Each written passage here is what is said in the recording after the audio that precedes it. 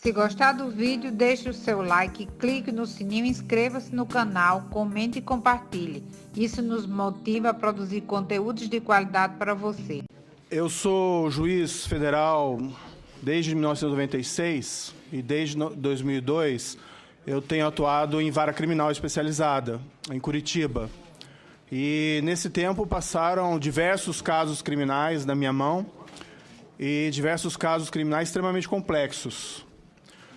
E um lugar comum nesses casos complexos, isso eu falo da minha experiência, mas é uma experiência que é compartilhada por vários outros juízes federais e também juízes estaduais que atuam em processos similares, nós verificamos que esses processos dificilmente chegam a um fim. O nosso sistema judicial processual ele é muito moroso. Então, nós temos casos, muitas vezes, que passam pelas nossas mãos. Nós até temos presente, muitas vezes, que a prova é muito forte da prática de um crime. Muitas vezes, nós proferimos um juízo condenatório. E, certamente, em vários outros casos, nós proferimos juízo absolutório. Mas, em muitos casos, nós proferimos juízos condenatórios. E nós não vemos o final do processo por conta de duas situações. Há uma prodigalidade, um grande número de recursos no nosso sistema processual penal e uma compreensão atual de que a punição, a execução da pena só poderia ocorrer a partir do trânsito em julgado. Eu tenho um caso que passou pelas minhas mãos, por exemplo, envolvendo dirigentes do Banco do Estado do Paraná, que eu julguei, eles praticaram fraudes bilionárias no âmbito do Estado do Paraná. Eu julguei esse caso, a sentença, em 2004, e, ilustrativamente, é um caso que ainda não chegou ao final. Já foram condenados por mim, já foram condenados pelo Tribunal Regional Federal da 4ª Região, já foram condenados no Superior Tribunal de Justiça, mas, não obstante, tramitam ainda recursos, que são, na verdade, recursos, nesse caso, incabíveis, no Supremo Tribunal Federal, há mais de um ano. Mas esse não é um caso pontual. Nós tivemos casos notórios até envolvendo crimes de sangue. O caso do ex-jornalista Pimenta Neves, que era um homicida confesso, e o caso demorou para ser resolvido pelas Cortes de Justiça brasileira mais de 10 anos.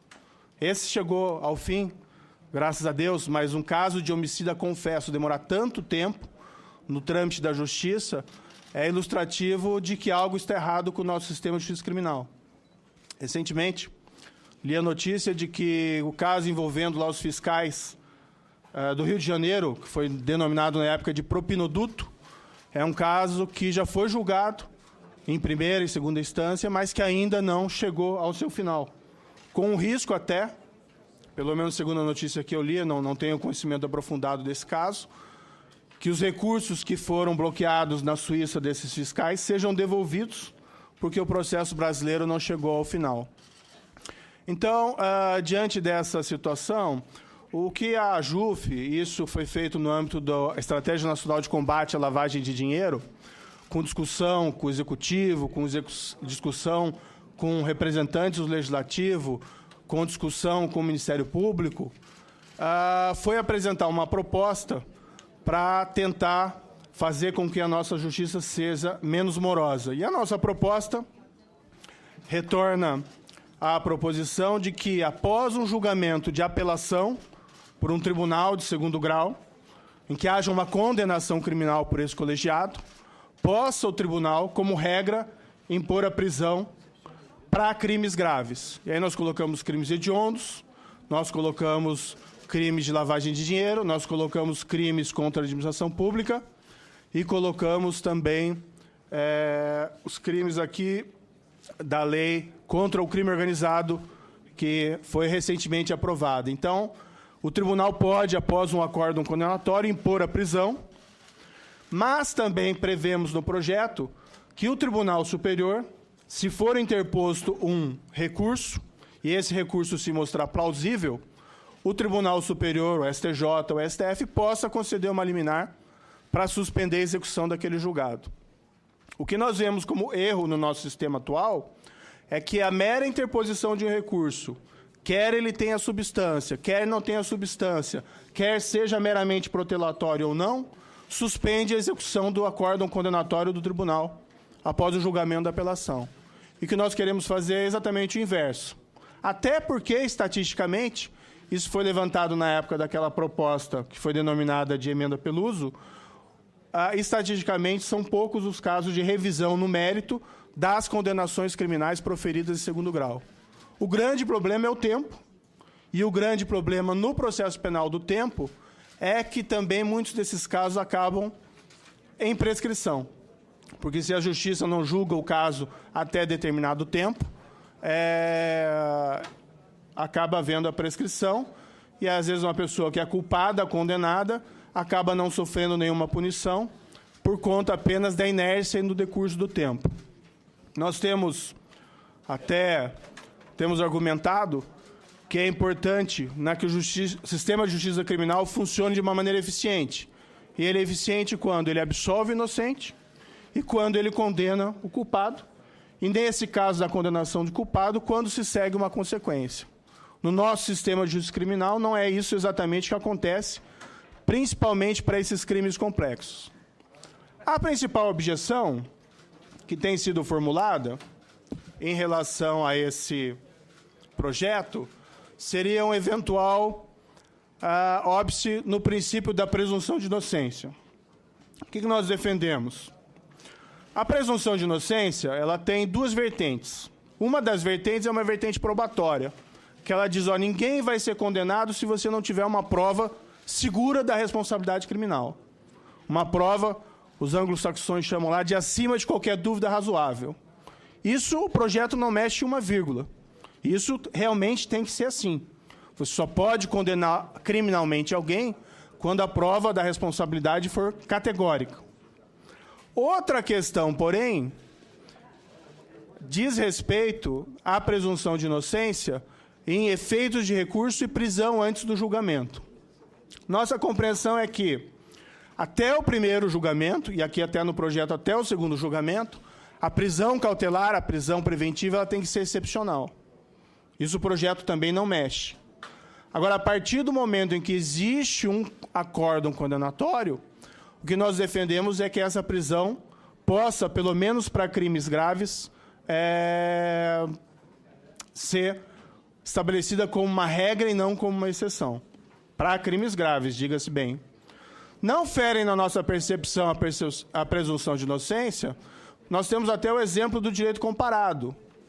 Pesquisando a legislação, e eu posso citar aqui especificamente os artigos, não é apenas uma referência abstrata, mas na legislação dos Estados Unidos, na legislação da França, que são exatamente dois dos países que são considerados berços históricos da própria presunção de inocência, cada um com uma tradição diferente, a regra é que, após um julgamento condenatório de primeiro grau, já se impõe a prisão. E a exceção é que se responde em liberdade numa fase recursal. Tá?